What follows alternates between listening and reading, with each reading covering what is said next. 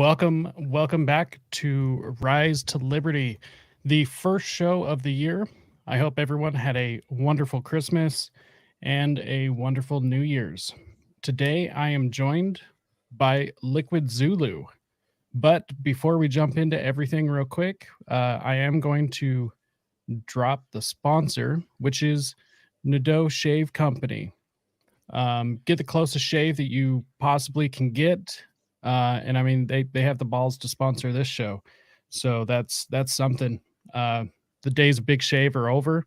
All of these multi-blade plastic razors, which just cause razor burn, ingrown hairs, you don't need them. They're overpriced, Chinese-made junk.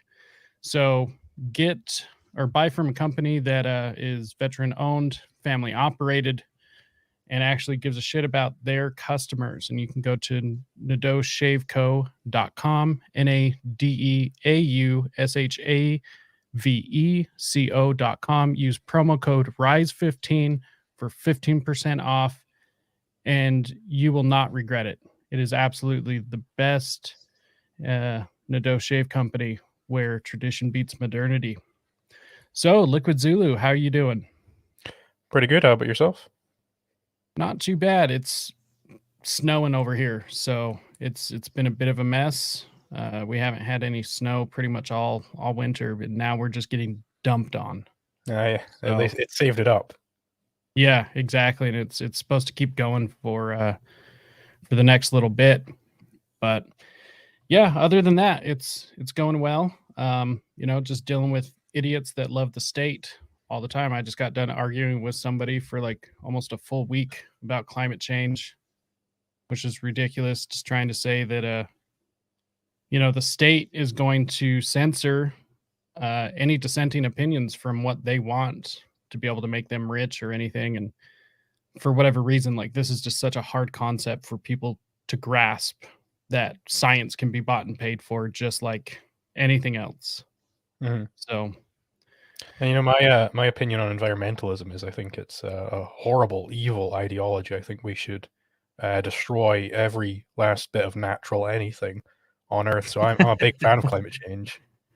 Yeah, well, it's interesting. It's there's a lot of depopulation theory that just runs through the center of everything. It's just like just kill everybody, save the Earth. It's like no, that seems like such a terrible idea. So I did want to get into who are you and where did you get these ideas from? What led you to believe what you believe? Sure. So I suppose initially what got me into thinking about I suppose philosophy in general would be the old atheism wave back when Atheism Plus was still a thing. There were all those like Armored Skeptic and Dark Matter 2525, all those sorts of guys. Thunderfoot as well. They did a bunch of like atheism videos, and I was like, hell yeah, that's great and all. And then they started doing it started shifting from the atheism stuff into the feminism rank stuff when Gamergate came along. I think I saw a video by Sargon McCann, like feminist record compilation, like number 32 or whatever, or why people hate feminists, number 32. And I was like, well, but feminism, that's just equality, that didn't seem to me. But I watched it, I was completely convinced, and that's where I pivoted into more politics.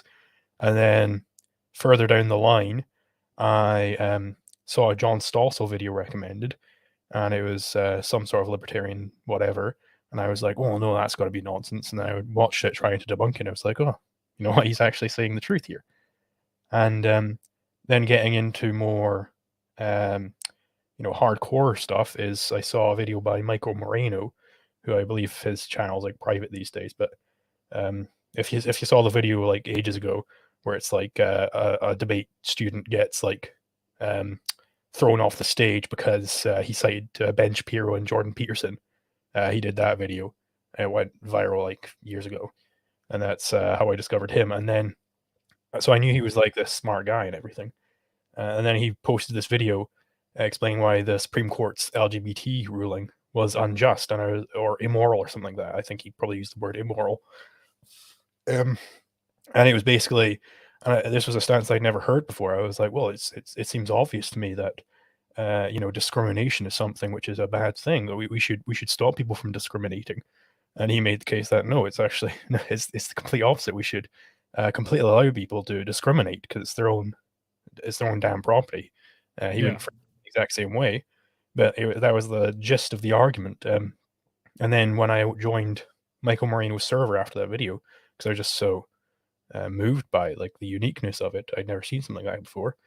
I started getting to conversations with where like AnCaps were sending me videos, and I was like, "What's this whole anarcho-capitalism thing? That all seems nonsense."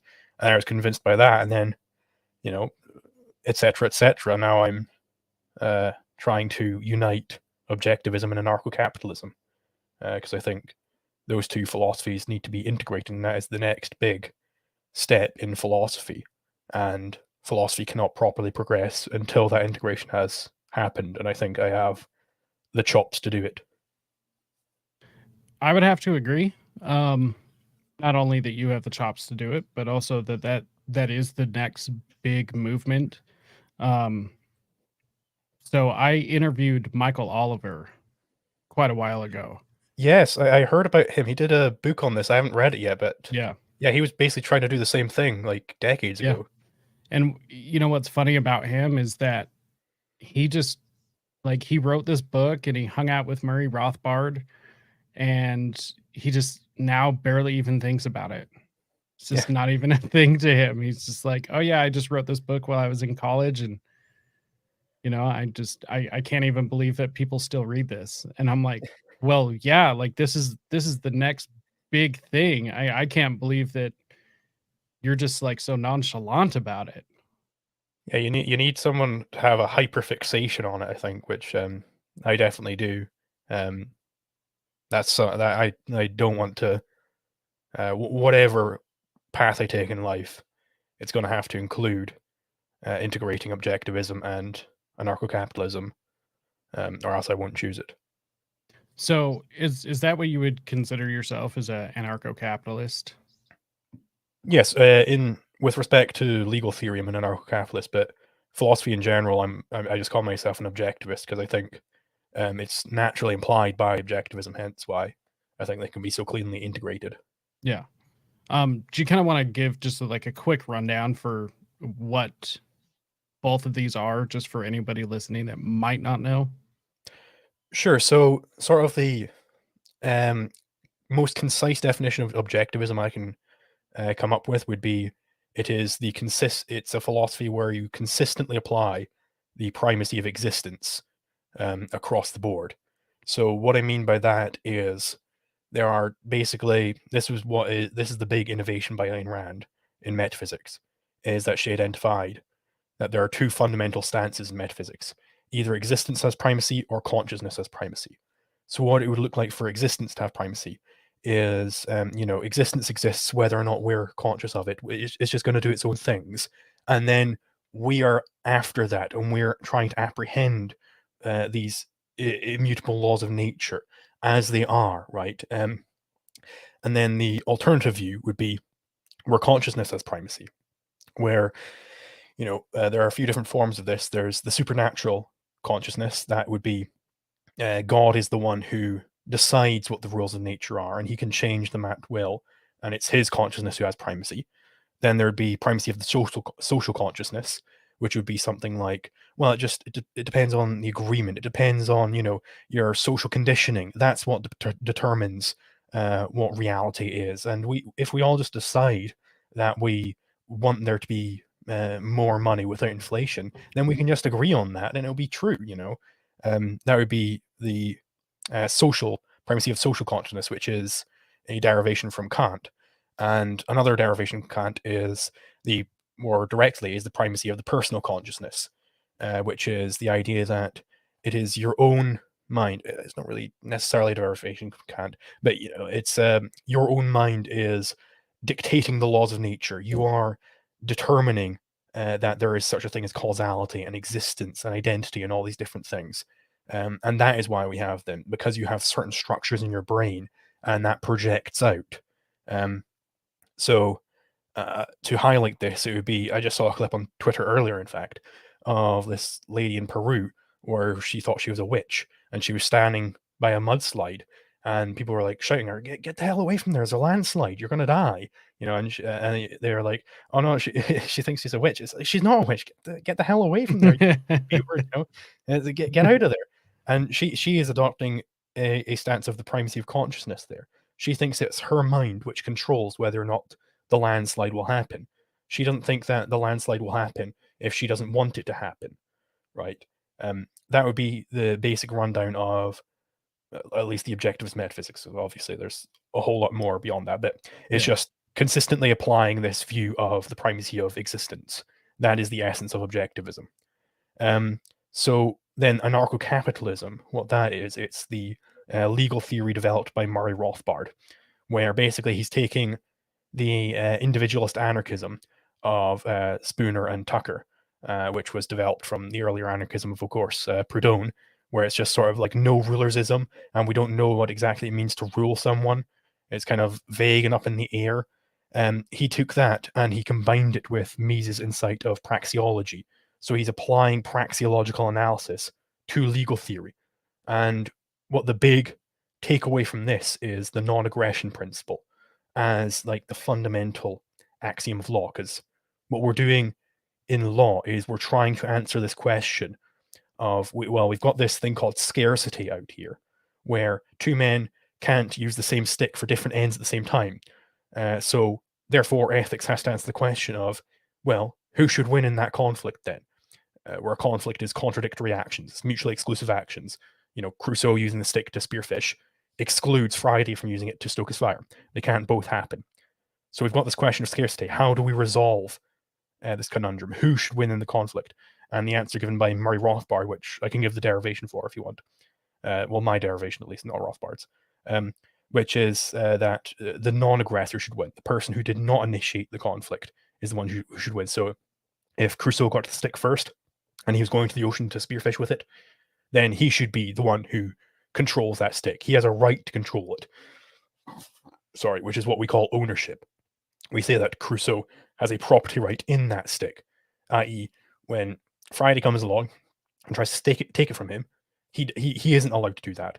We say that that's a bad thing, that he has violated Crusoe's property right there, and those would be the two main ones. And if you want, we can move on to something else. But if you want, I can tie these two together to show why I think they are so inextricably linked with objectivism and the non-aggression principle. Yeah, let's just get into it.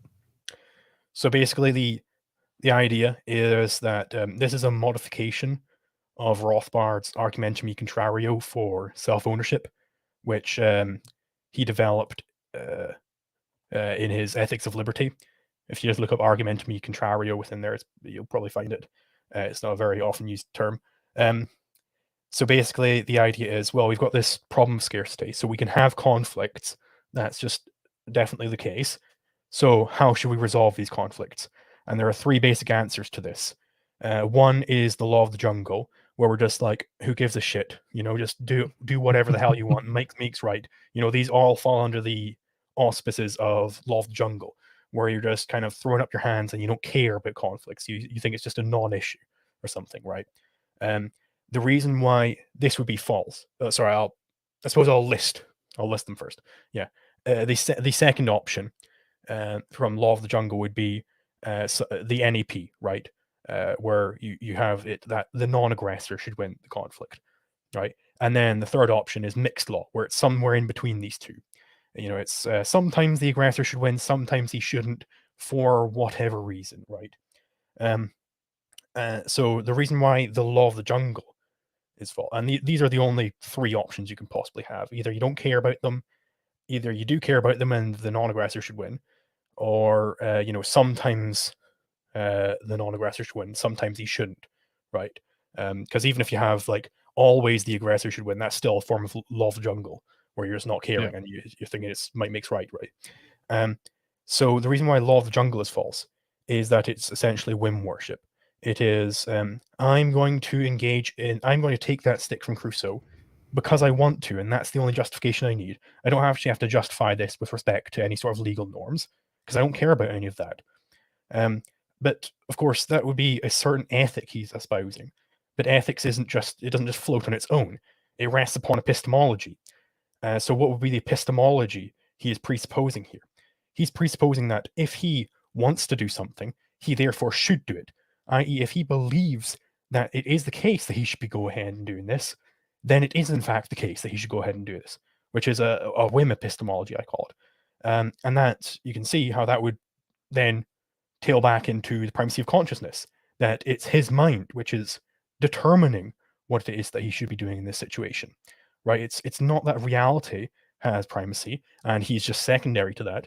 It's that his mind has primacy, right? And I suppose the reason why that would be false, I don't think I actually touched on this earlier. It seems, sort of intuitive why the primacy of consciousness would be false. But the validation of that is basically that consciousness is consciousness of existence. You can't have this floating concept of consciousness where it's not conscious of anything, because a consciousness not conscious of anything isn't a consciousness. It's a contradiction in terms.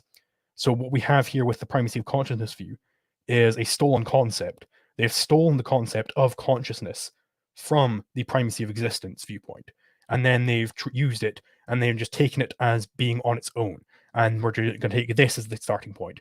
But it depends upon the prior concept of existence, something to be conscious of. You have to be conscious of something before you can deduce that you're conscious, right? So that would be the negation of the law of the jungle viewpoint. And then the third viewpoint I listed there was mixed law. The reason why mixed law is false is sort of more technical in certain respects. But and I've got like a paper going over this. I could post it or something at some point. I'll post it somewhere at some point.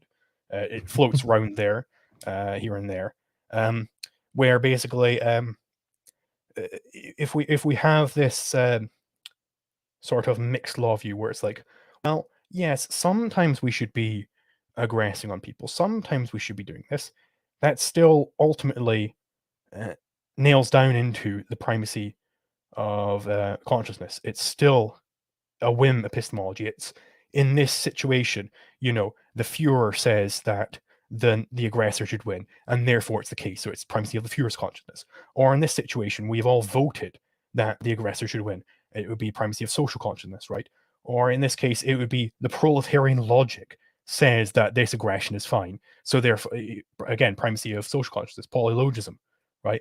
So that would be the negation of that. And then also on the mixed law view, there's an interesting feature which comes out of this, which is argumentation ethics, which comes from Hoppe, where if you were to propose this should sort of like stop anyone in their tracks when they're trying to propose a mixed law system. If you're to propose any sort of mixed law system, you're doing so in an argumentation, but an argumentation is itself a rights respecting, conflict avoiding activity. So the only way you could possibly propose your stance is by first accepting, well, yeah, no, it's definitely not true whenever I'm trying to be reasonable, whenever I'm trying to be civilized. Yeah, no, my stance isn't true. But sometimes it's true, and I can't ever argue in those situations. I can't ever be civilized in this situation. It's like they're already accepting that they're being uncivilized there. They're already accepting implicitly that what they're doing is whim worship. And then so we've destroyed the law of the jungle and mixed law, and the only alternative left is the NEP. So the NEP is true. That's basically my argument.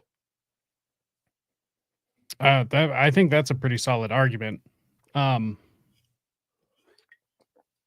would actually, if there's anybody out there that ever listens to this, I would be very curious to anyone's argument against that. And I'm sure you get quite a bit of pushback. Well, I've seen you on Twitter and some of the arguments that you've had, which actually does lead me to wonder, where does hedonism sit in all of this? Is that more of the law of the jungle? So hedonism isn't necessarily a legal viewpoint. I would say law of the jungle would, hedonism as applied to law would be a form of the law of jungle, certainly. Yeah. But hedonism is sort of broader, where it's this sort of almost Nietzschean or stern right viewpoint where anything is a moral value if it's intended to be for myself. If the goal of the action is to benefit myself, that means it's beneficial. What Ayn Rand says about that is basically that it's a package deal. There are two fundamental questions you have to answer when you're making any sort of ethical theory. First, you have to answer what a value is, and then you have to answer who the recipient of value should be. And both altruism and hedonism substitute the first question with the second question. They just ignore that first question of caring about what a value is in the first place, and then just go on and say, well, if it's intended for myself, then it must be good, and that is a moral action, right? So they have to untangle this package deal because these are two different questions. They can't be answered in the same breath. And that would be the defeat of both altruism and hedonism, because altruism is just saying, instead of being where it's whatever it's for me and I'm the intended recipient, that makes it a good action. It's whenever it's intended for someone else, so long as I'm not the recipient, then it's good, right? So they would be destroyed in the same argument. Yeah.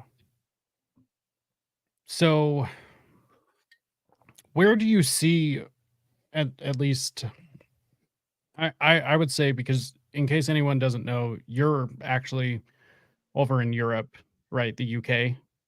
Mhm.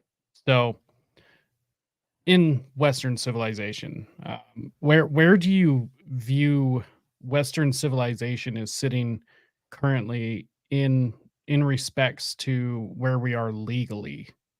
Because it seems as though things are heading in the opposite direction in every way that, at least here in the States, like, if you this country seems to be heading in the opposite direction in which our founding fathers um, intended our legal system to head. In fact, I would view the United States the exact type of government that was warned about by, people like Thomas Jefferson, George Washington.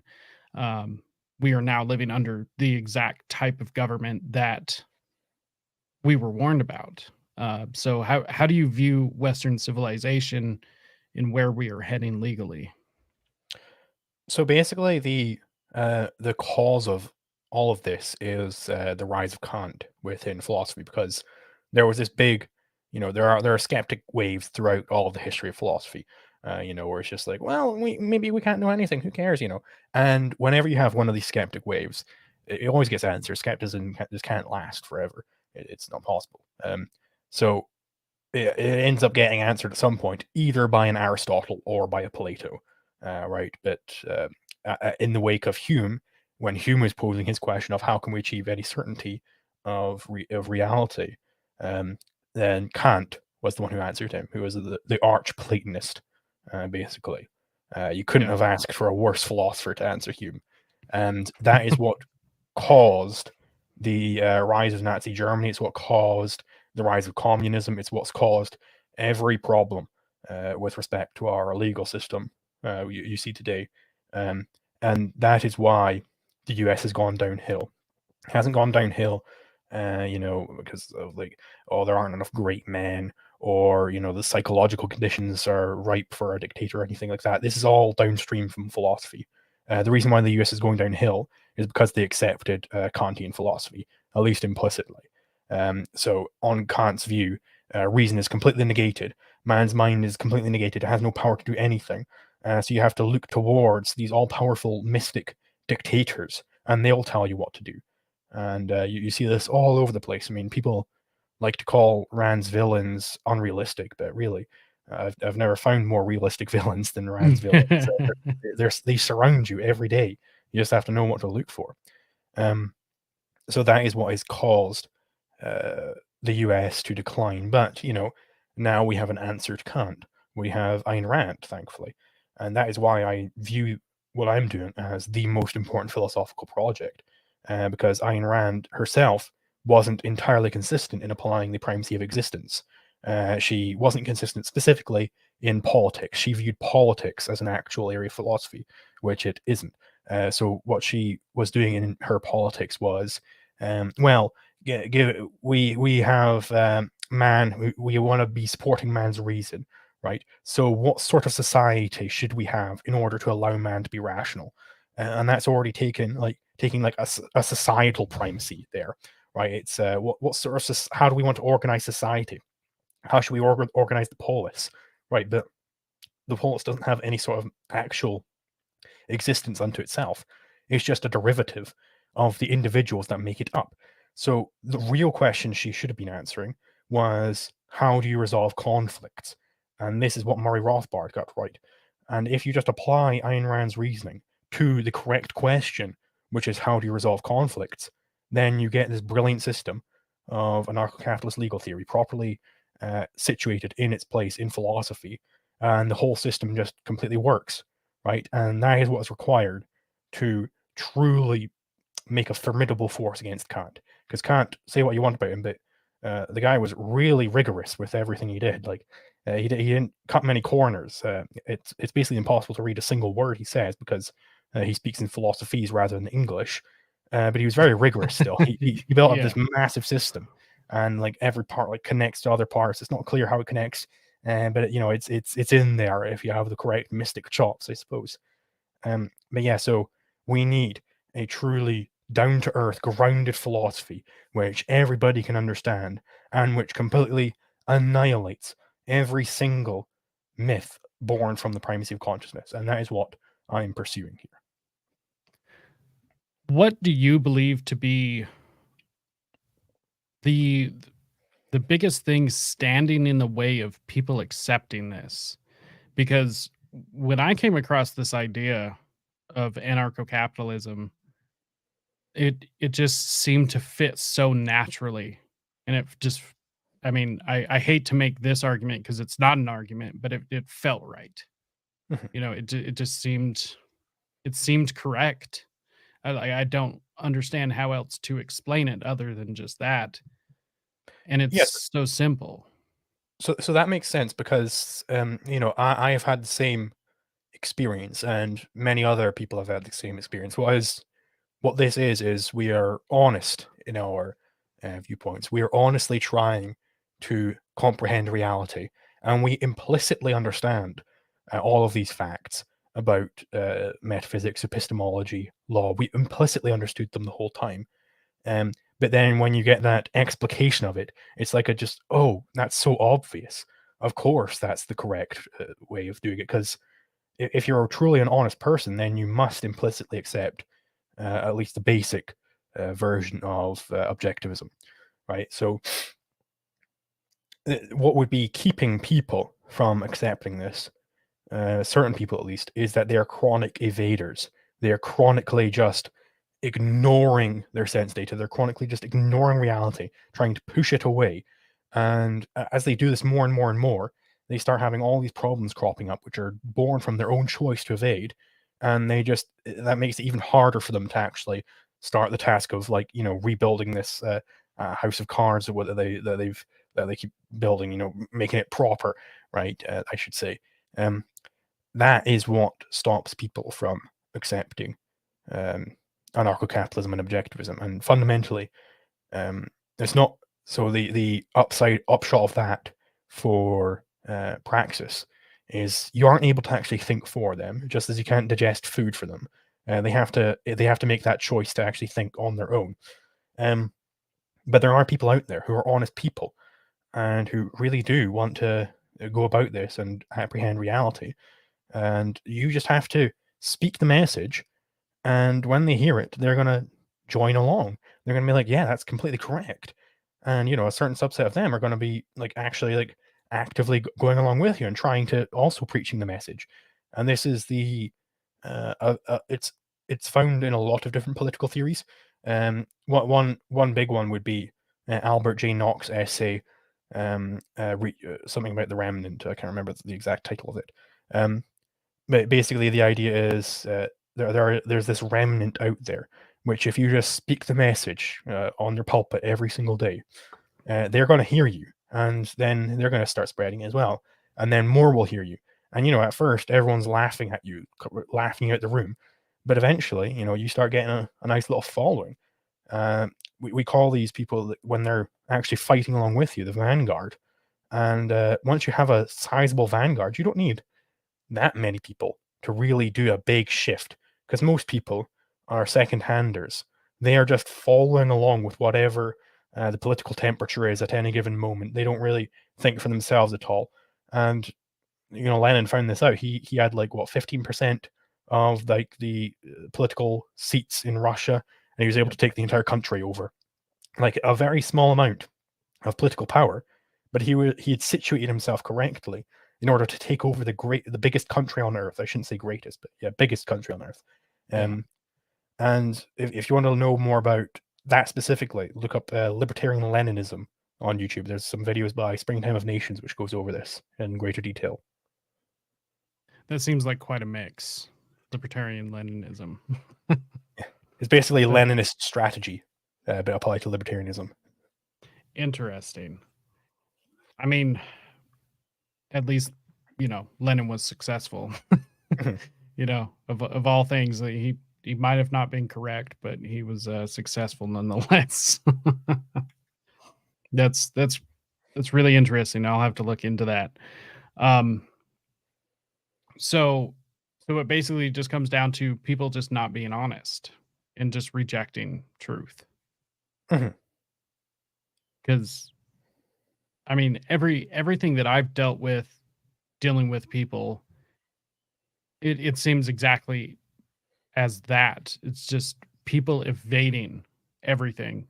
I've given so much evidence to certain people in certain situations, and it's almost like I didn't, and they just don't even acknowledge that, and then continue on with just whatever bullshit argument they have. Yeah, exactly. So my question is because obviously you've dealt with this as well. There's a certain point where it doesn't even become worth it to continue the conversation, obviously, because there's, just like you said, you can't think for them. They have to think for themselves. So I guess my question would be, is for the people who do recognize all of these things, who do accept objective truth,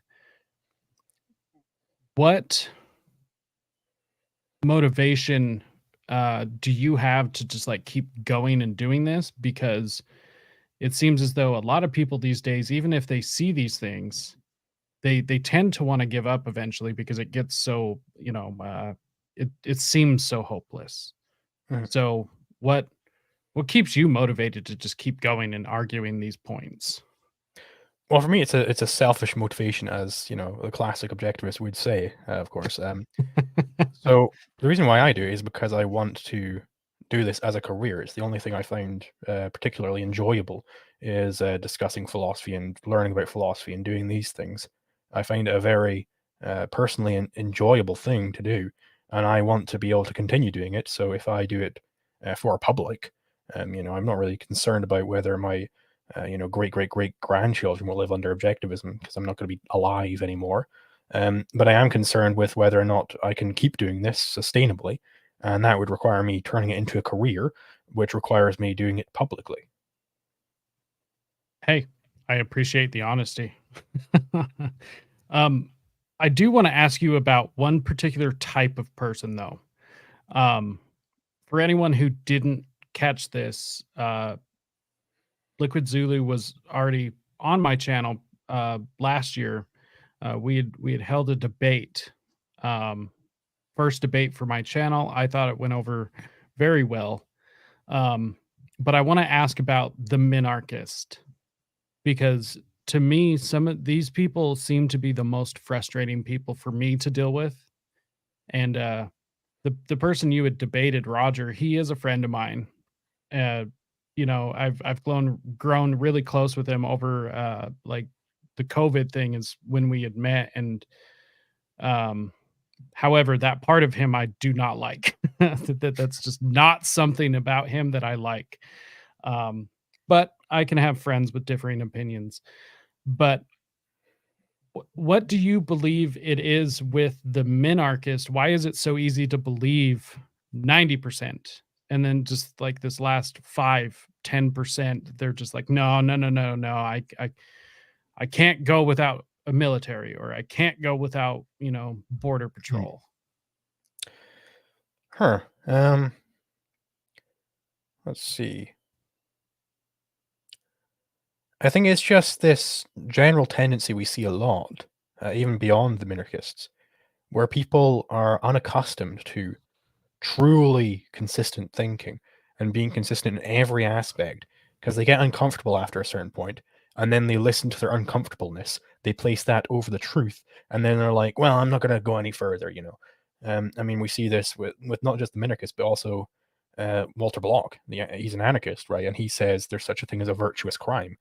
He thinks that, well, yes, the NEP is a general rule of thumb, it applies almost always, but then there are these cases where someone's suicidal and they're going to jump off of a cliff, and it's fine for you to violate their property rights and pull them off that cliff. You'd be committing a crime, sure, but it's a virtuous crime. And then I address these sorts of people in the final lesson of my libertarian ethics course, where basically it's the view that law is not a subset of ethics, that it perhaps intersects, that there are certain crimes which are indeed criminal, but it's not a subset, which is what I claim, that, yeah, law is an actual perfect subset of ethics, that there is no such a thing as a crime that you should commit.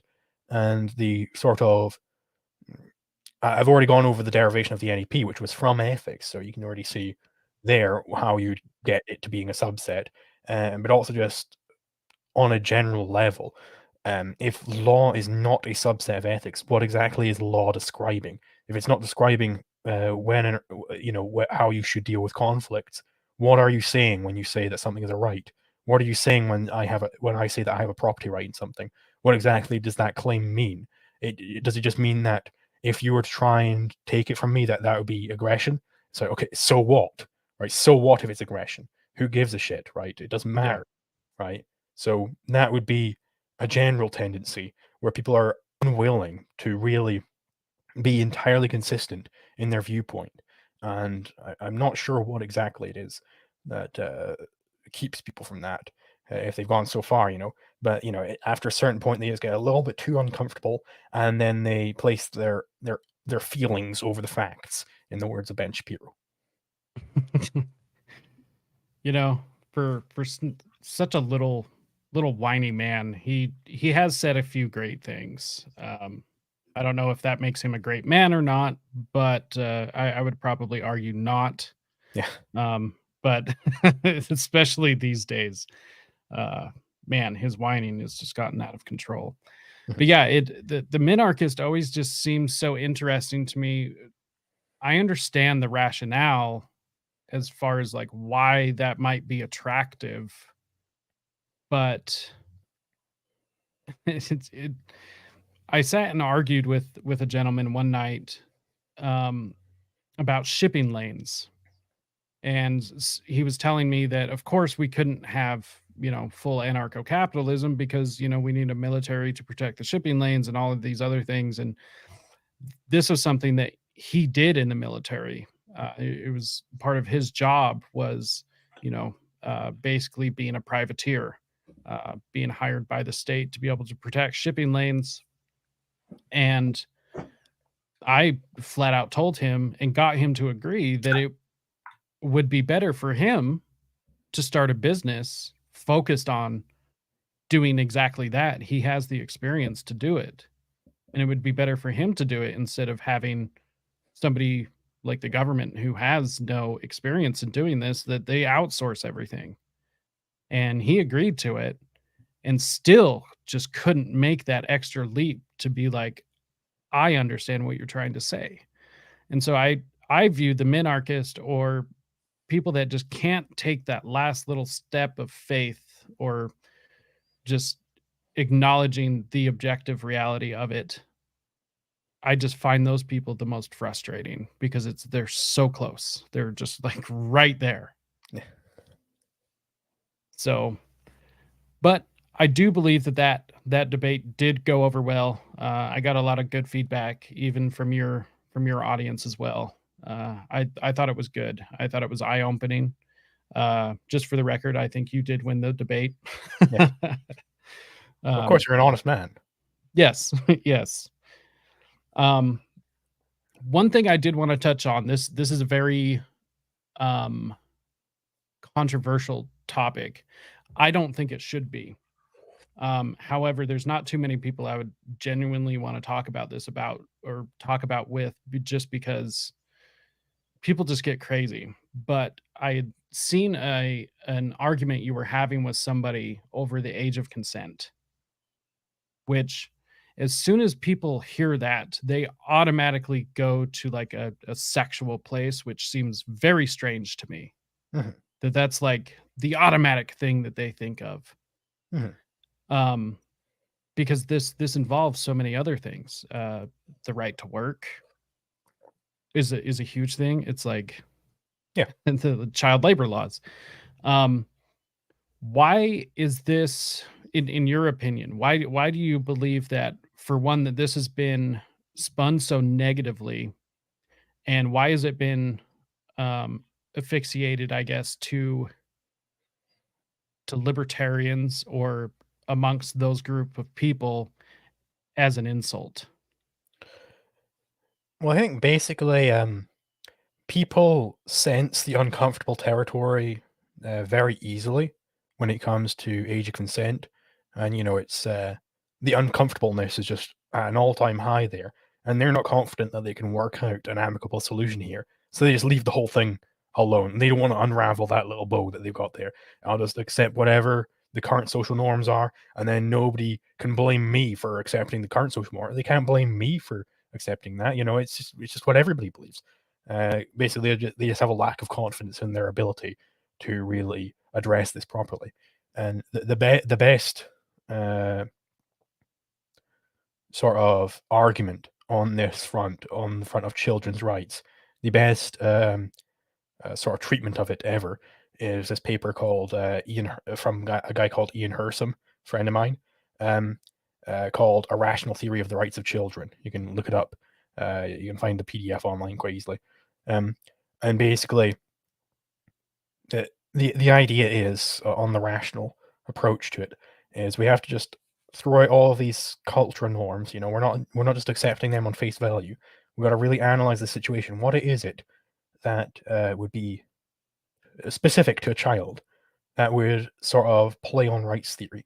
And the idea is that a child can't communicate his will, and that is the precise legal definition of a child given on this viewpoint. So a person who's asleep, they would be a child in the legal sense. A person who's in a coma, they would be a child. A person who's like passed out in the snow, they'd be a child. And of course, the very young, they would be a child, right? The what is specific to them, as against anybody else, is that they cannot communicate their will. So if you come across the sleeping man in the snow, and you want to take him to a hospital, uh, what would be the justification of taking him to the hospital? Is there some implicit contract, which a lot of people like to use there, where you're allowed to take him to the hospital? It's not really clear what exactly is being contracted there, because contract just is a set of terms for how you transfer property from different people. He's certainly not transferring his body, because you can't do that. So implicit contracts are out. So what the idea is that you don't know what it is that he wants done with his property. So what you're allowed to do to him is to preserve him in order that he can then wake up at some point and tell you what he wants done, and then he can negotiate for his own care. And maybe he'll get pissed off. It's like, well, I wanted to die out there. It's like, well, okay, write that on your chest next time, and then make it clear that you want to die Yeah. out in the snow, and then people won't be allowed to do that to you, right? But it was unknowable at that point, is the idea. So therefore you're allowed to preserve that will until such a time that it can be read, until such a time that he's able to communicate with you. And the same is true for the very young. They are not physically capable of like really understanding language. They haven't quite developed the prowess which would be required to say, yes, I want to go down in that coal mine, and I understand all the risks there, and I really understand what it is that I'm saying here, right? Rather than just like repeating certain sentences, like people speak in their sleep all the time, that doesn't mean Yeah. that they're consenting to whatever, right? So that is what it is about a child, in the sense of a very young person. That is why you aren't allowed to just, have sex with them or send them into a burning volcano or throw them up onto a power line or something like that. That is why, because they don't understand what it is they're saying. So they might as well just be saying blah blah blah blah blah blah blah. Right? It would be no different in terms of law. But as a child develops, they start to understand certain things. Maybe they can understand what it actually entails for them to have a paper round, where they start Yeah. delivering papers to the different neighbors and they get some money from that. Maybe they understand that at a certain point, and then they'd be allowed to consent to that type of work. And the anti-child labor laws, they're it's basically driven by people who are jealous and don't have that kind of drive and want to see everybody else have that drive stamped out of them. So it's like, no, you're not allowed to do that, little Johnny. You're not allowed to work in your family's cafe or something, even though they fully understand what it is that they're accepting here. And that is why there's no such a thing as an age of consent, because people develop at different rates and for different things. So it might be that I can understand the risks involved in doing a paper round, but I can't understand the risks involved in working in a nuclear reactor. So I wouldn't be allowed to consent to that line of work, but I would be allowed to consent to the paper round. Um, Yeah.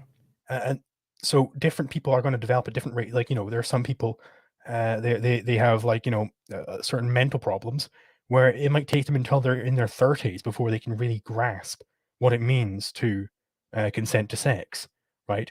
And we wouldn't want these people to just be raped, essentially, by saying, no, they're 18, they must be able to consent now.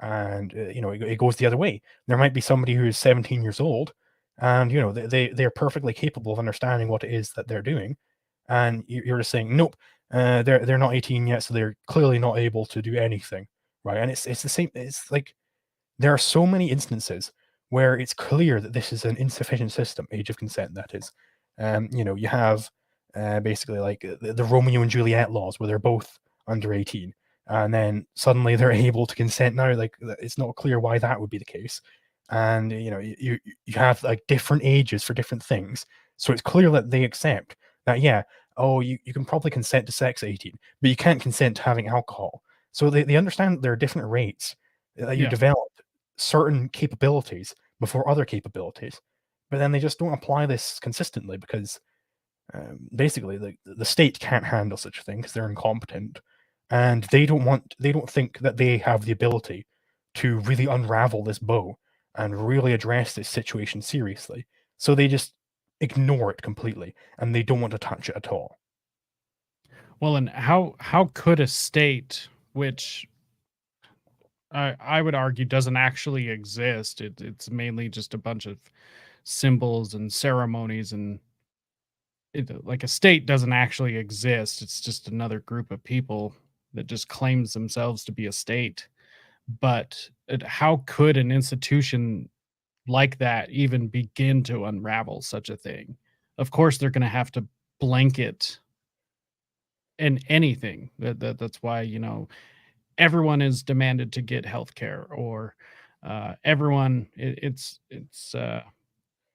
like vehicle insurance. That gets me hot. That gets me so pissed.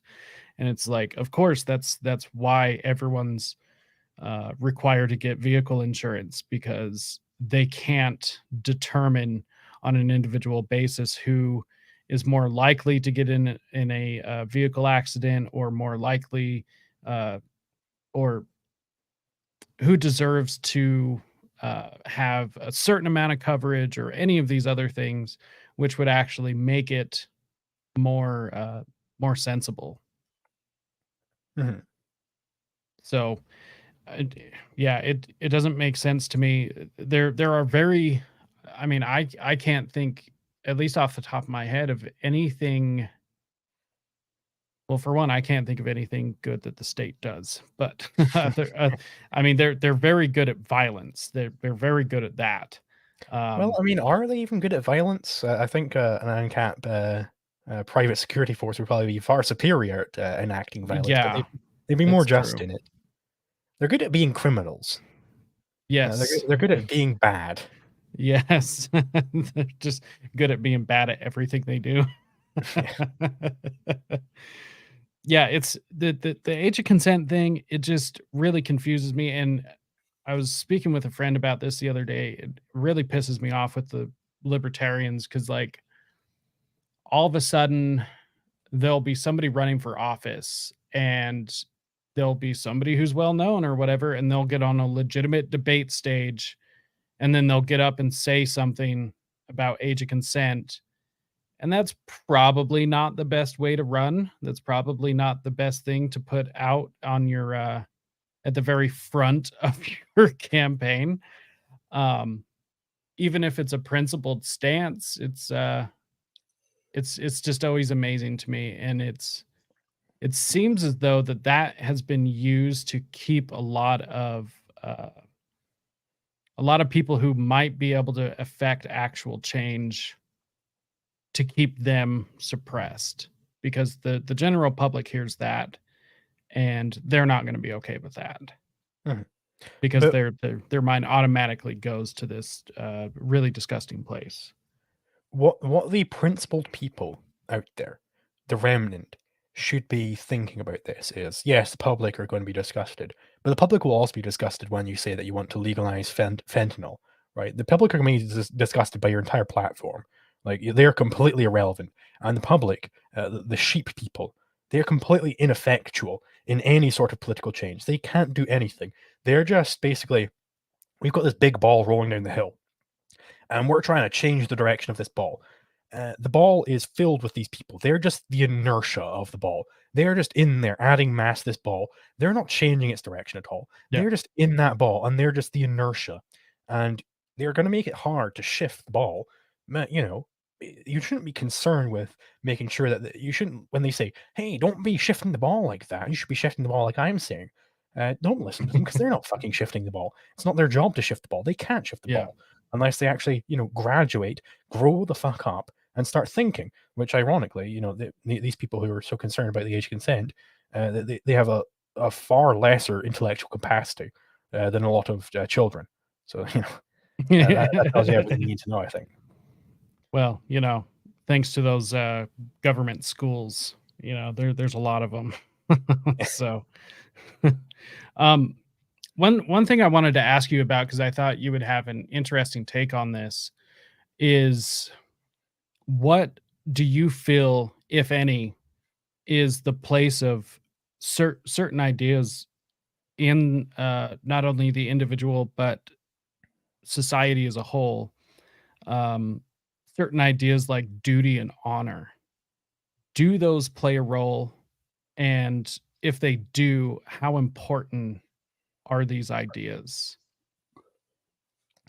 So I'd say something like duty. If you're taking it as like a deontology sort of thing, where like Kantian ethics, where it's like you should do this because it's your duty for no other reason, that would be a bad sense of duty. But if it's something like, oh, I have a duty to refrain from infringing upon your rights, that's a good sense of duty. It's not just because it's your duty; it's because otherwise you're a whim worshipping jungle demon, right? That would be the reason why. There's further stuff to. It's duty is just a stand-in for this whole array of prior ethics which is going on under there. Um, and for something like honor, um, let's sort of analyze the concept of what it means to be honorable. Maybe that means that you are doing right by your ancestors, in which case it would be a bad thing. Don't be doing things because you'd be doing right by your ancestors. Maybe honorable means something like integrity, though, where you are just really just being yourself and sticking to your guns, and you're not caring what the hordes of second-handers are telling you, like the sort of, in this sense of honorable, where it means integrity. The good fictional archetype for this would be Howard Rourke in The Fountainhead. That if you read that book, it's a brilliant book. That'll give you an idea of what I'm getting at when I say integrity, where it's just a completely integrated man. He just stalwart in doing things the right way.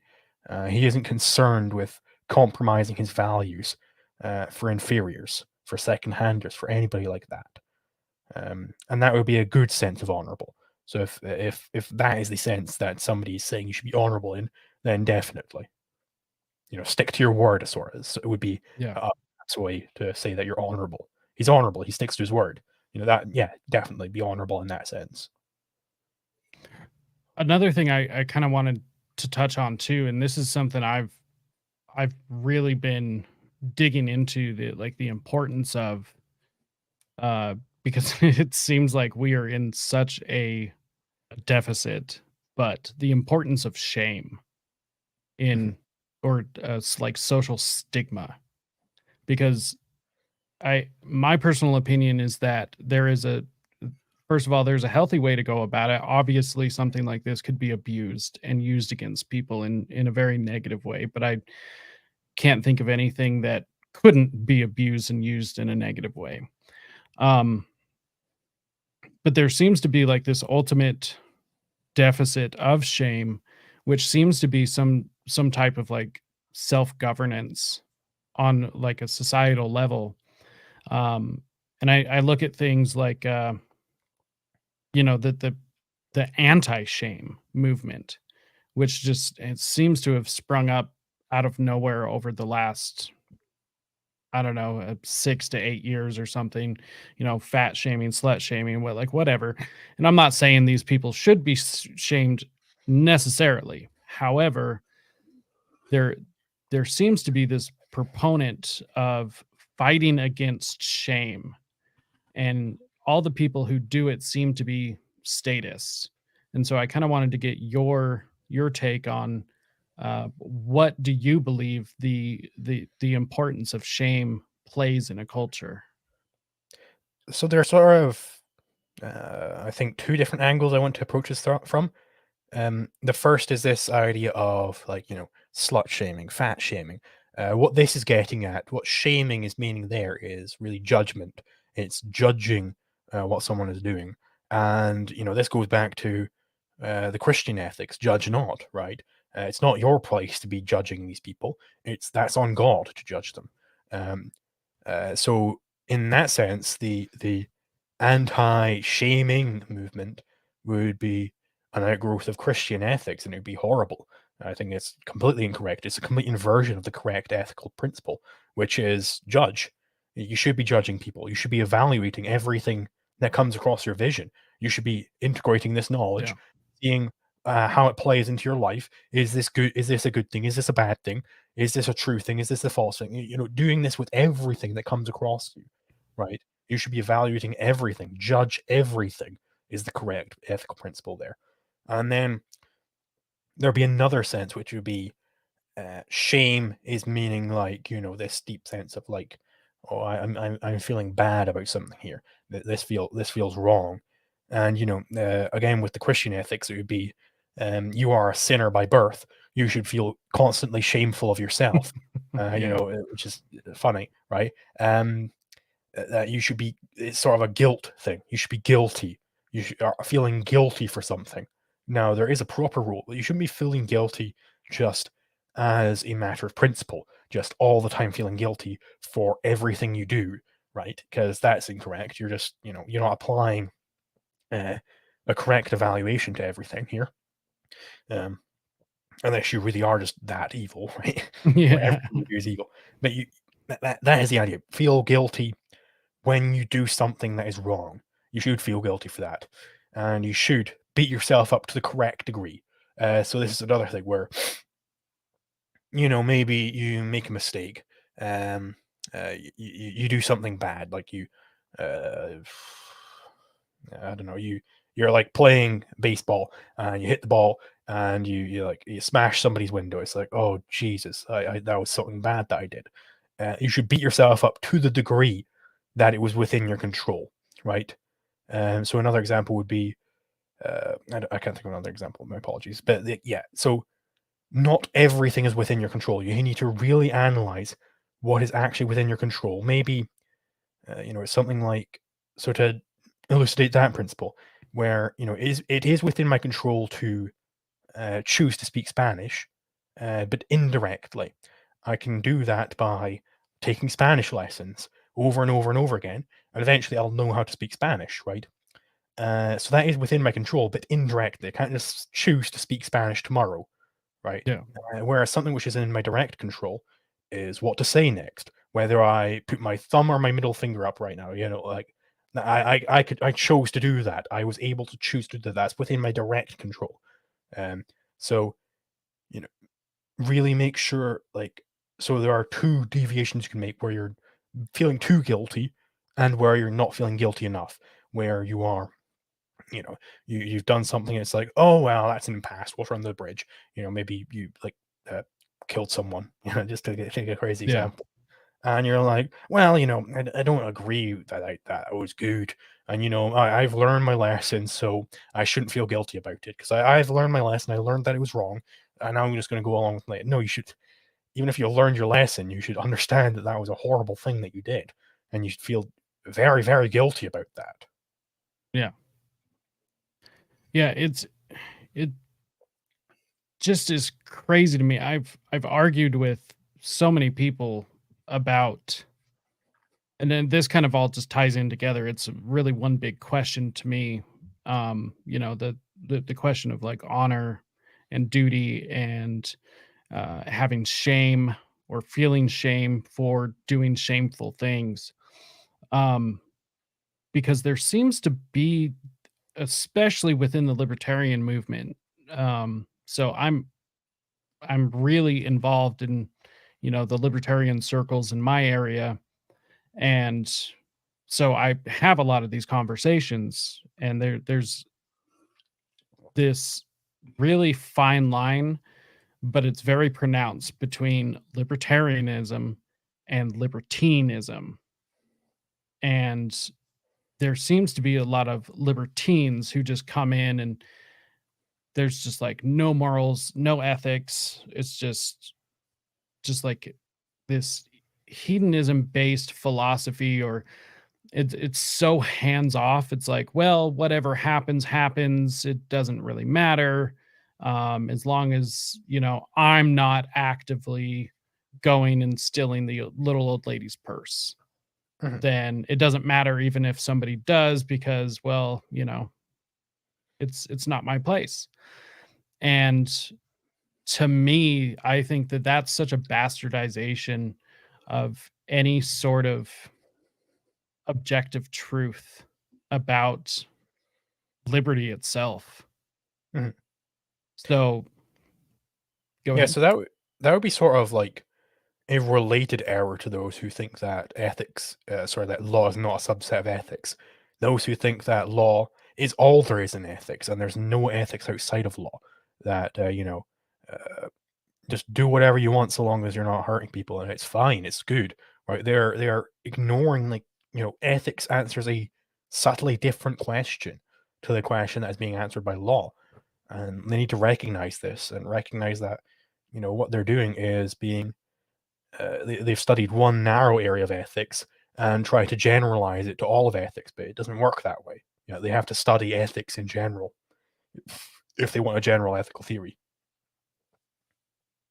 So do you believe, and maybe this is the incorrect way to ask this, but like, do you believe, as far as if somebody was of that mindset, that secular ethics would be a way to go? Now, I'm a really big fan of UPB, universally preferred behavior. Um, I think there are, it's not perfect, obviously, but I am a big fan of the concept that there is a universally preferred behavior across all cultures, across all societies. Uh, I don't really care where you are. It's wrong to murder somebody. So, do you believe that that's something worth people diving into, whether they're novice or even a little bit more advanced down the philosophical trail, I guess? Um, well, I haven't actually read Molyneux's book on it. I think it was a book or something. Yeah. So I couldn't give a proper opinion on it yet. Um, But I would say definitely with respect to the lead up to that, yeah, you would need a secular morality because you really need to ground your morality in proper philosophy. Don't ground it in this supernaturalism. Don't ground it in this mysticism, because you're just giving ammunition to all of the worst kinds of people. You're not doing anything good there. Yeah. So, what do you think, like, the fundamental belief of I'm just gonna categorize them as just the statists, because there's just seems to be, like, and I'm talking about people that straight cuck for the state. Like, these people that just, without a doubt, you talk to them, and, I mean, the Marodes people. Mhm. Um, what do you think, like, the fundamental basis of these people's belief and view on the world is? Um, because it doesn't quite seem historically, at least to me, it doesn't quite seem historically to be of any one particular status belief. It seems like a new, like a neo sort of statist. So I would say with these people, that what's going on there is they have an insecurity about themselves, because I don't think they have an explicit philosophy at all. They have implicitly, through osmosis, just absorbed the general message from every philosopher ever that your mind is worthless, it can't know anything, you're worthless, and you should just shut up and obey your duty. And then they're looking for someone to give them some direction to do something because they think that they can't do it themselves. Um, and then they look towards the state, and the state tells them you have to do X, Y, Z. They look towards the church. The church tells them you have to do X, Y, Z.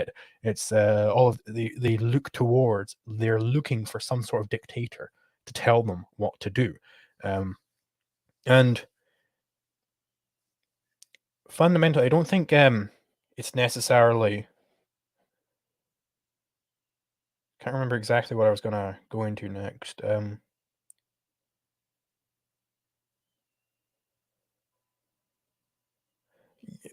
So it's something about them it being a new form of state. Yes, so I don't think it would be understandable that perhaps a bit of a selection bias here, because these hordes, who are unthinking completely, they have zero effect on the history of philosophy.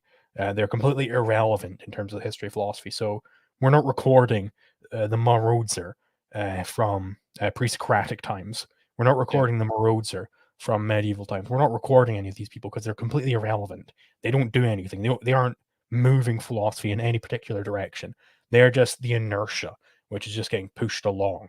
And we don't record the inertia at all. And so they're always going to just seem like, well, we haven't heard things like this before. But in the explicit form, we can trace down where explicitly did this come from. It came from probably someone like Kant or Plato or Aristotle, someone like that. Some yeah, actual philosopher out there has originated these beliefs, and they are just kind of like vaguely spouting them.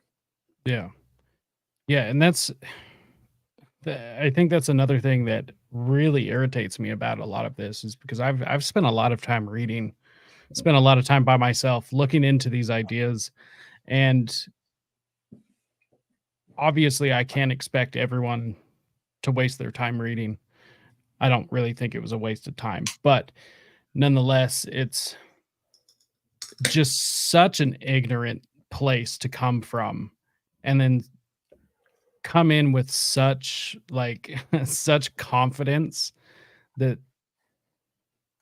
this is the way that things should be, or that it was just like arguing with these people pushing climate change. And it's like, this is what I do. Like, I am constantly trying to fight against censorship, and trying to speak objective truth, trying to get the message out there. And then there's just like these group of people that, regardless of whatever is said to them, whatever logic or reason, evidence is provided, it's just like a complete rejection. And it's like, oh, well, no, science is not bought and paid for. It's just that the science is popular because good ideas eventually float to the top. And it's like, that is such an ignorant position to take. Yeah, so on like their confidence that you're mentioning there, I think it's basically an analogous thing that happens when there's like this certain type of brain damage where the part of your brain which deals with like yourself, like who you are, just gets like destroyed or damaged in some way, and you just have no clue who you are, and so you just adopt whatever personality is in front of you. So if you see, a bus driver, you're going to pretend like you're a bus driver. You're going to start acting like a bus driver, and then you see like a cyclist, you're going to think that you're a cyclist. You're going to act like a cyclist. You just Yeah. adopt whatever is going on around you. Just whoever you're looking at, you're going to pretend that you're them, right? Yeah. It's like mimic syndrome or mirror syndrome or something like that. Yeah. Um, so I think that is there's a similar basis here with these people, is that they have seen that this is the way that debates go, that some prime mover is confident and is espousing their position confidently, and they've just adopted not only the position secondhand without actually evaluating the position. And Jordan Peterson talks about that in his Maps of Meaning, where they're adopting these positions, they're borrowing these ideas, and they haven't actually digested them at all. They're bromides, in the words of Ayn Rand. Just completely packaged philosophy, basically. That not only are they adopting that, borrowing that, but they're also borrowing the form of engagement from these people. They're borrowing that, oh, yes, I should have the same confidence, even though I have no clue what was the basis of that confidence Yeah. or what has driven any of this. I'm just going to adopt it secondhand because they're doing a similar thing here. They're negating their reason. They're avoiding using their reason at any cost, right? They're trying to stop using their brain, which is the same thing as this brain damage thing I was talking about, where Yeah. you just don't have a view of yourself at all. You just adopt whatever's going on around you. That's a very similar thing to the second hander. And so it really is just the difference between a leader and a follower. Mhm. That this follower's just gonna mimic something they saw that might have been successful or might just be attractive to that one person, and then they're just gonna mimic it just like a parrot. Mhm. Yeah. That's so frustrating. That's I mean, I think it does lend credence to the idea that I think it's like 60% of people, I could be wrong on the percentage, but there a large number of people just walk around with no internal monologue. Yeah. And it's like, that is so scary to me. And Like, on the view of Ayn Rand, language plays a very important part of the process of concept formation, because you can't really retain a concept until you've attached a label to it. yeah. Like the word tree. Like I could look at all sorts of different trees and sort of abstract what it means to have treeness. Through like, if you want to read up on this, go to my liquidzulu.github.io/brain and look up theory of concepts, something like that, the objectivist theory of concepts, whatever. Um, I could go through that entire process, a very complex process, which only humans can do, as far as we can tell. And I can have the concept of treeness in my head, but if I don't attach a label to it, it's just going to float out of my head, and I can't recall it again. So I'd have to go through the entire process of, oh, what was it with those things out in that direction? Oh, yes, I now understand it again, and then I can start working with it. So I need Yeah. to attach a label to it, and that what that is doing is it's turning it into an actual concrete thing. I can write tree down on a piece of paper, and I can look at that as a concrete stand-in for the concept, and I go, "Yep, I know what concept that represents." So I would say there's probably a relation there with the people who have no internal monologues. They can't hear words in their head. Yeah, that's just crazy to me. My brain just doesn't function that way. And so to think somebody's just out there just walking with nothing going on is What what's so hard what's for me to really imagine. What's really crazy is the people like, there's also aphantasia where you can't, picture things in your head. Like, if you think of, like, an apple, you just, like, think of, like, vague concepts related to appleness rather than actually seeing an apple in your head. You can't actually picture things in your head. So I Oh, wanna know that's what the intersection of these 2 things, where you have no internal monologue and you can't see things in your head, Like, what the hell is going on up there? Like, what is even happening? Yeah, I mean, that leads to a lot of crazy ideas of exactly what the hell is going on out in the world, because I mean, that's just like a literal NPC Yeah. just walking around, which I think just makes that meme just even that much funnier. Like, that's just wild, which I guess that's why certain things like, a psychological operation or just like large scale brainwashing just works so well. And people are just able to just absorb it. And, that there's the famous thing that Edward Bernays did, um, pushing propaganda to up the sale of pork. And now all of a sudden in the United States, bacon and eggs is just like the American breakfast. And it's like that was completely just based off of propaganda Is that the to same Bernays who made the sauce? Or is that a different Bernays? no, different Bernays, I believe. I was thinking, is this food related? I was gonna make a Bernays sauce joke, and I was like, wait, maybe it is the same Bernays. But yeah, it's crazy. It's just I mean, I laugh about this, that the same Edward Bernays, he created a propaganda campaign during the suffragettes movement, the women's right to vote movement Mhm. of at the time, women weren't allowed to smoke in public. And all of a sudden he pushes a campaign of women smoking in public and holding up the cigarettes as torches of freedom. And it's like that just got absorbed so well by so many people, and it's like, that Very is Randian.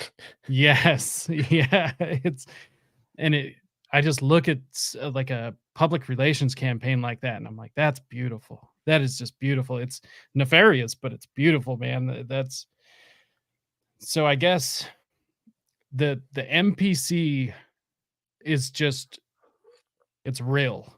It is real. And so we'll start wrapping up on this because I don't want to keep you too long. But throughout all of your experience, what what do you think is the antidote to all of this? Because obviously the path that we are on is I'll just keep it at Western civilization is not sustainable. And there obviously is a clear path in which things should be operating. I wholeheartedly believe in anarcho-capitalism, and that would allow humanity to just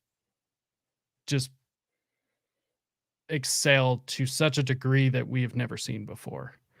So, what do you believe the antidote is to the current NPC chaos that we're living through? Um, be like me. Um, integrate objectivism and anarcho-capitalism. Do it well and spread it. Those are the steps you can take within your own life. Obviously, I'm not going to advocate this as some sort of a duty. But if you enjoy doing that sort of thing, then do it yourself. If you don't enjoy doing it, but you enjoy seeing it done, then hey, Ko-fi.com/Liquidzulu. You can support that type of thing being done. But yeah, that's the basic praxis there. That's how you solve it, and you're not going to solve it by trying to appeal for votes or trying to appeal to everybody in the room. That's just going counterproductive because, in the words of Leonard Reed, what the politician is he's just a thermometer of the political temperature. Right? There's a certain political temperature in the room, and the politician is just a thermometer of that. Um, the politician, as a politician, at least, the politician might be doing other things on the side where he is moving the temperature, but in his duties as a politician, just as a politician, he is not doing anything. He's following the political temperature. This is why you see, like, Biden back in the 80s, he was decrying gay marriage, and now he's loving it, right? Because he's Yeah. following the political temperature, and he has to, or else he's out of office, right? All of the politicians have to do this. They aren't the prime movers. they're also second-handers. The dictator is also a second-hander. He isn't the one driving what people believe. He is still following along with what people believe. He still has to adopt whatever the popular message is, or else he doesn't get to be a dictator, right? Yeah. This is what is found out in the Fountainhead. If you read it, it's a big revelation when you get there, and you'll be like, Eureka! I completely understand what it is that Zulu's talking about here, because I can see it in actual perceptual form, which is the purpose of art, is to concretize a philosophy. And the Fountainhead is brilliant at this. So you should read it if you want to know more about that. Yeah, that's the upshot. Just be like me. Yeah. Well, I think that's well said. Um, Something that was said to me recently that I thought was really interesting is that this I don't want to call it a war because I think that that whole idea, the war on this, the war on that I don't know, it's colloquial. It Drugs have colloq- won the war on drugs. yes, yeah, exactly. It's just so strange to call like the war on whatever. But this thing that we're going through, which I am entirely sick of, it's going to be won in the home, and it's going to be fought. It's being fought at the individual level because that's who they're trying to distinguish or extinguish, I should say, is the individual. And so, one of the best ways I personally have found to fight back against a lot of this is changing yourself, working on yourself, and just becoming better, becoming smarter, learning. Learning. I'll just stick with that. Just learning different things and becoming more independent. Um, Yeah, learning out loud. yeah, yeah, exactly. So on that, I think we'll wrap up. But I do have one last question. This is a question I ask all of my guests because I absolutely love getting the different perspectives, and I think you're going to have a really interesting answer to this. Um, why does liberty matter in the first place? Like why does any of this matter? Because you have free will. Your mind is able to change things. You're able to choose your actions. And therefore, there are certain choices which you make that are wrong. Just by definition, you shouldn't make those choices. It's the irreducible primary of ought not, which is, I suppose, not even irreducible. It's just not, don't, false, incorrect. That is the primary there. It's incorrect that you should be evil and aggressive, just in the exact same way that it's incorrect that A is non-A. These are the same type of statement. One is an epistemic norm, sure, and the other is an ethical norm, but they're both norms fundamentally. If I say that the sky is blue, what I'm saying is you ought to believe that the sky is blue. I'm still making an ought claim there, right? So I don't want to be hearing any of this nonsense which we hear all over the place, that ought statements have no meaning. It's just mere semantics. It doesn't pertain to reality at all. No, this is a real issue. There really is this thing called conflicts out there, and you get into them all the goddamn time, right? Every time you see on your tax bill, on your paycheck, that tax, that is a conflict being initiated against you. That's very important for your life. Every time somebody scrapes your car and just drives off, that's an aggression being done against you. You need to stop all of these things, and you will be much, much, much happier. That is how you survive. This is these aggressive activities. They are apocalyptic, right? We all understand why apocalypse is bad. These activities are their own mini level of apocalypse. And that is why liberty matters, because it's anti-apocalypse. I think that was very well said. Do you want to give your shout outs where people can find you, what you have going on, if people want to learn more? Sure, you can find me on youtube.com/Liquidzulu for my videos. I got an AI art video coming down the pipeline shortly. Um, I've got courses being worked on liquidzulu.github.io. You can see the link just below my name there. No, there's only one course out in the moment, but I think it's a good one. It's a real doozy. Um, and then there's also my wiki, which is liquidzulu.github.io/brain. And you can find out I'm basically, that is the main source of my attempted integration of objectivism and anarcho-capitalism. It's going to be there. So I'm going over the entire theory of all of philosophy, right down from metaphysics, all the way up into the remote conclusions within economics. So theoretically, once it's all done, if it's done in a certain sense, it's when it's at a sufficient point, then you'll be able to trace right down from the Cantillon effect all the way back to the primacy of existence. If you click enough times, it's going to be just the best wiki that has ever been made. And you can find that there. It's still a work in progress. I'm only, sort of into the epistemology at the moment. I'm up onto the theory of concept formation, so breaking out the epistemology soon. But yeah, it's a great place to go. Hell yeah. I'm gonna have to check that out because that sounds incredible, honestly. And to have such a resource like that available, honestly, good on you. I hope that you know that really does change everything for the better. Mhm. Um,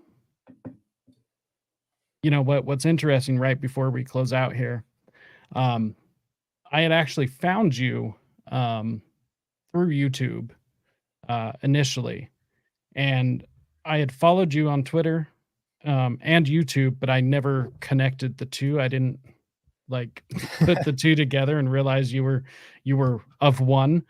And so before the the debate, I had realized, oh yeah, I've already been watching this guy.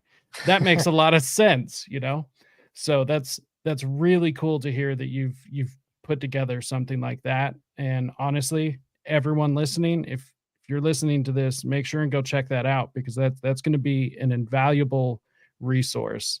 If you're listening to this and you've made it this far, then I'm sure you're going to find it very interesting. So, hey, I would like to thank you very much for coming on. This was awesome. We'll have to get you back on, have some more discussions. We'll get into some more specific topics and dive deeper next time. Um, I think that would be a lot of fun. I'm not able to have a lot of these conversations, so with too many people, anyways. So yeah, I think that would be a lot of fun. Thank you for coming on this time, and everyone else listening, thank you so much for tuning in to another episode of Rise to Liberty. Um, we've got some more episodes scheduled, so just keep an eye out.